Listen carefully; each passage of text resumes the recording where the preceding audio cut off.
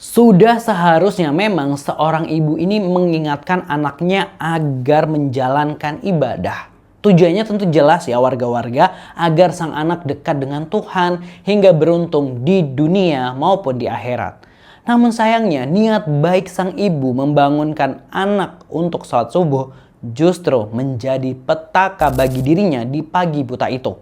Apa yang sebenarnya terjadi? Inilah gelar tikar Crime Update. Ambil pelajaran dari setiap kejadian yang kami ceritakan. Jangan lupa subscribe.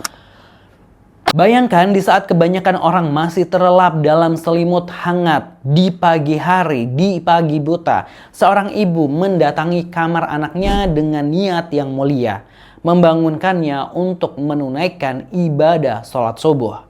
Tapi siapa sangka, suara lembut sang ibu pagi itu justru menjadi panggilan terakhir dalam hidupnya. Panggilan suci yang seharusnya mendatangkan pahala malah berujung pada terjangan benda tumpul dan berakhir di kegelapan dasar sumur.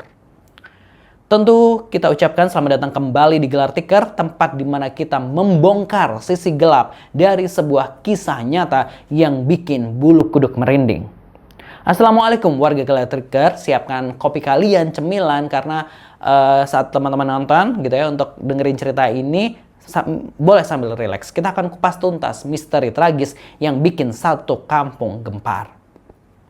Ini baru banget terjadi. Cerita ini bermula di sebuah desa yang awalnya tenang, yaitu Desa Wanasaraya, Kecamatan Kalimanggis, Kabupaten Kuningan, Jawa Barat. Tanggal 18 Agustus 2026 kemarin, suasana pagi itu mendadak berubah menjadi mimpi buruk yang gak akan pernah bisa dilupakan oleh para tetangga. Pelaku utama dalam kisah kita kali ini adalah seorang pria berinisial T. Pelaku utama yang menjadi tersangka usianya sudah 38 tahun padahal sudah dewasa. Bahkan sudah memiliki keluarga sendiri dan tinggal bersama istrinya di Brebes, Jawa Tengah. Hari itu si T ini lagi pulang kampung buat berkunjung ke rumah orang tuanya. Sebagai anak kelima, momen mudik atau berkunjung harusnya menjadi ajang kumpul keluarga yang hangat. Ya kan harusnya momen mudik gitu ya. Tapi nggak ada yang tahu kalau rumah yang harusnya jadi tempat paling aman sedunia ini justru bakal berubah jadi saksi bisu sebuah insiden yang di luar nalar manusia. Kita coba geser waktunya ke pukul 5 pagi. Langit masih gelap, udara masih dingin-dinginnya, apalagi Kuningan ya. Sang ibu, seorang wanita sepuh berusia 77 tahun bernama Rusti, bangun lebih awal seperti biasanya. Dengan penuh kasih sayang, beliau melangkah menuju kamar tempat T ini tidur. Niatnya cuma satu, membangunkan sang anak tercinta buat sholat subuh berjamaah atau setidaknya bersiap menyambut pagi hari. Tapi apa yang terjadi di balik pintu kamar itu? Alih-alih bangun dengan ucapan syukur atau sekedar nanya iya ma gitu, sekedar jawab iya ma gitu, si T justru mendadak naik pitam. Emosinya meledak-ledak seketika tanpa alasan yang bisa diterima akal sehat. Hanya karena dibangunkan tidur, amarahnya langsung menguasai kesadarannya. Di titik inilah batas kemanusiaan si T seolah putus. Alih-alih meredam emosi, ia malah mengambil tindakan di luar batas. Sebuah benda tumpul yang kemudian terungkap sebagai sebuah palu disambar begitu saja. Tanpa belas kasihan, palu tersebut dihantamkan ke tubuh sang ibu yang telah melahirkannya.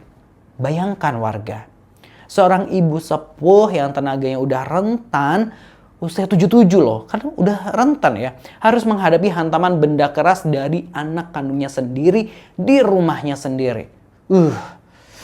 Sakit hati banget ya.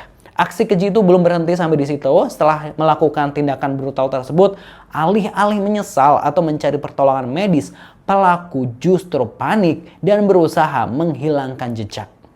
Tubuh tak berdaya sang ibu diseret dan dibuang begitu saja ke dalam sumur yang berada tepat di samping rumah. Astagfirullah. Sebuah akhir yang sangat tragis bagi seorang ibu di usia senjanya. Sadar bahwa perbuatannya ini bakal segera terbongkar, T tentu langsung kabur menggunakan jurus 1000 langkah. Ia tancap gas meninggalkan desanya di Kuningan itu dan melarikan diri kembali ke rumah istrinya di Desa Lemhabang, Kecamatan Tanjung, Kabupaten Brebes, Jawa Tengah. Dia pikir dengan kabur lintas kabupaten, jejaknya bakal aman. No, tidak semudah itu Ferguson. Yaitu, sepandai-pandainya tupai melompat pasti bakal jatuh juga, dan sepandai-pandainya pelaku menyembunyikan jejaknya, teknologi dan kecepatan aparat penegak hukum jauh lebih cepat dari apa yang dia bayangkan. Di hari yang sama, setelah lokasi persembunyian terendus, pihak kepolisian langsung bergerak cepat tanpa perlawanan, berarti T berhasil diringkus di rumah sang istri di Brebes. Nah lo. Polisi mengamankan sejumlah barang bukti penting mulai dari palu maut yang dipakai untuk beraksi sampai pakaian pelaku. Akibat perbuatan bejatnya ini, T kini harus mendekam di balik jeruji besi dan dijerat dengan pasal 458 ayat 1 dan 2 dengan ancaman hukuman mencapai 15 tahun penjara. Kasus ini tentu menjadi pengingat buat kita semua warga Gelar Tikar betapa pentingnya mengontrol emosi, karena amarah sesaat bisa menghancurkan hidup kita dalam hitungan detik dan merenggut nyawa orang yang paling berharga. Padahal kita tahu dia sedang mudik, tentu kangen dengan orang tuanya ya. Bagaimana pendapat warga soal kejadian ini? Tulis di kolom komentar. Pastinya jangan lupa subscribe Gelar Tikar. Terima kasih buat yang udah mau subscribe.